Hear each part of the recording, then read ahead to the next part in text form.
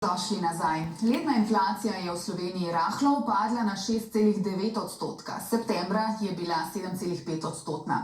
Še vedno smo precej nad evropskim povprečjem, ki je pri 4,3%. Prejšnji teden Evropska centralna banka ni napovedala dodatnih dvigov obrestnih mer, saj se gospodarstvo močno ohlaja. Delniški trgi pa že 3 mesece zapored padajo. Na vrsti je rubrika Finančni svet in v studiu se mi bo pridružil kolega Adi Omerovič.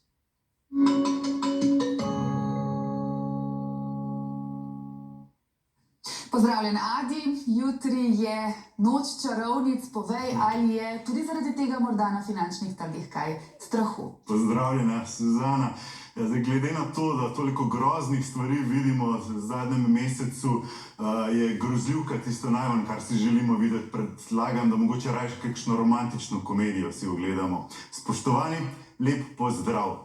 Kaj, če nikoli ne bo bolje? Kot v melankolični romantični komediji z Jack Nicholsonom, ko pravi: zaradi tebe želim biti boljši človek. No, boljših donosov v zadnjih 3 mesecih žal nismo dočakali. Ne pri nafti, ne pri zlatu in še najmanj v delnicah. Pa poglejmo, v zadnjih 3 mesecih so delnice padle za dobrih 10% in še naprej padajo. To se je zgodilo tukaj od julija naprej. Pri zlatu, ki je dosegel to magično mejo pri $2000 na unčo, vidimo 2-odstotni rast. Nekaj malega je. In potem je tukaj tretji graf, še nafta, ki, poglejte, kot vlakec smrti gor in dol skače in je nekje zrastel za 3,77%. V Sloveniji pa je visoka inflacija še vedno prisotna, še vedno je pri 7% skoraj, med tem, ko je evropsko povprečje 4. In predsednica Evropske centralne banke je v četrtek izpostavila, da kljub trdovratni inflaciji dodatnih dvigov obrestnih mer v evroobmočju ne bo. Even having a discussion on cut is totally premature. For the moment, what we're saying is that we have to be steady, we have to hold. This is the decision of today. We are holding. Cenovno vse manj dostopna ni zgolj hrana, ampak tudi krediti. 30-letni hipotekarni. Obrestne mere so skoraj 3-krat višje kot pred 2 leti. V ZDA so 30-letni hipotekarni krediti v petek presegli celo 8% obrestno mero. To se pa nazadnje zgodilo leta 2000. Poglejte ta graf. Skoraj 23 let smo imeli na bankah bolj poceni denar. In zdaj posledično bodo investicijska podjetja denar raje iskala pri ljudeh kot pri bankah. In tako smo prejšnji teden prvič po 20 letih na slovenskem trgu dobili nepremičninske obveznice. Češko-slovaški investitor Slovence nudi 6% donos za minimalno posojilo 10.000 evrov. Do konca leta želijo zbrati skoraj 10 milijonov evrov. In tudi o tem so se z Matejom Rigelnikom iz nepremičninske delniške družbe Equinox pogovarjala v finančnem podcastu, ki bo objavljen ta četrtek na 24ur.com. Situacije, kjer država, bom rekel, ne naredi tega koraka, seveda privatni investitorji niso neumni in izkoriščajo to situacijo in ta obveznica, ki se je omenila, ta 6% obveznica, mora pa eno stvar jasno povedati, ne. To ni isti rang tveganja ali pa isti nivo tveganja, kot je državna obveznica, ne. Jeseni smo sicer pričakovali, da bo država izdala tako imenovano ljudsko obveznico, podobno kot Hrvaška, in pri njih je bil to zelo uspešen projekt. V napetih geopolitičnih časih je dobro ohraniti upanje. Rusi so v sredo izvajali simulacijo jedrskega protinapada. Rakete so letele iz kopenskega izstrelišča, iz podmornic in bombnikov. Putin pa je to vajo pozorno spremljal.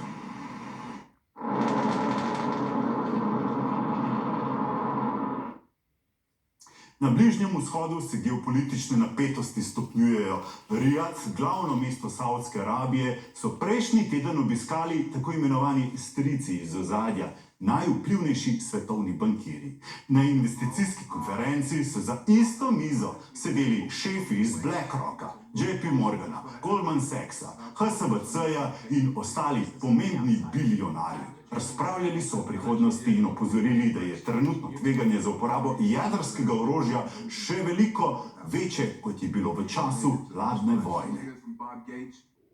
And I hear people talking about ESG all the time. I just would put on your table the most serious thing facing mankind is nuclear proliferation. If we're not sitting here 100 years from now, it will be nuclear proliferation. It's not climate. In te veliki finančni igralci nameravajo tržiti kriptosredstva. Cena bitcoina je prejšnji teden poletela v nebo. Poglejte te 3 grafe. V zadnjih 10 dneh je bitcoin poskočil za 20%. Tukaj v sredini imamo graf, ki prikazuje zadnjih 90 dni. Če smo prej gledali, se pravi, nafto, zlato in delnice, vidimo, da je edino bitcoin ustvaril 15% donos v zadnjih 3 mesecih. In na koncu še letošnji graf bitcoina, kjer vidimo, da je ceno podvojil. No, Nate Bizjak iz Bitstampa, to je ena od prvih kriptomenjalnic na svetu, je v četrtkovem finančnem podcastu izpostavil, da je Bitcoin očitno dolgoročno dobra zaščita pred izgubo kupne moči. Količina denarja v obtoku načeloma se zmanjšuje in Bitcoin pa še zmeraj zelo dobro performa. Boljš kot vsi ostali asset klasi. No, iskal sem, kaj je poleg Bitcoina še imelo v tem letu skoraj 100% donos in odkril sem pomarančni sok. Ne boste verjeli, zato vam kar pokažem ta graf. Cena pomarančnega soka je na borzi konstantno naraščala letos in tako je dosegla skoraj 100% donos. Ja, pomaranče izginjajo zaradi tako imenovane citronske bolezni. Dobra naložba je lahko tudi hrana in ne zgolj novodobna tehnologija. Pa poglejmo še naš svet, portfelj, v katerem že nimamo pomarančnega soka, nimamo niti bitcoina, ampak prejšnji donosi pravzaprav ne jamčijo, da bo tudi v bodoče enako. Naš portfelj ne predstavlja finančnega nasveta, ampak je namenjen zgolj informiranju. Naše naložbe so precej konzervativne. Od 21. septembra je delniški trg padel za 6%, naša naložba pa za manj kot 0,5%. 40 evrov smo v minusu. V dobrem mesecu smo največ zaslužili surovinskimi delnicami Pan American Silver z oznako PAAS, ki rudarijo zlato in srebro, ter Peabody Energy, oznaka BTU, ki prodaja premog. Največ pa smo izgubili z delnicami luksuza Louis Vuitton, oznaka LVMHMC, in svetovnim dividendnim ETF-om BGWE, ki sledi 1762 delnicam. Negativni donos ima tudi Disney z oznako DIS in kitajska Alibaba z oznako BABA. Toliko, Suzana, za danes. Adi, hvala za tole tedensko analizo in seveda upam, da bo prihodnji teden bolj dobičkonosen. Ja, če sem uvodoma rekel, bolje ne bo nikoli, naj končam, da v resnici na finančnih trgih vedno gre na bolje. Saj zadnjih 100 let, če gledamo. Spoštovani, še naprej nam sledite in pišite na financni.svet na kanal -A, ter seveda hvala za vašo pozornost. Se spremljamo, Adi, hvala. Hvala, Suzana.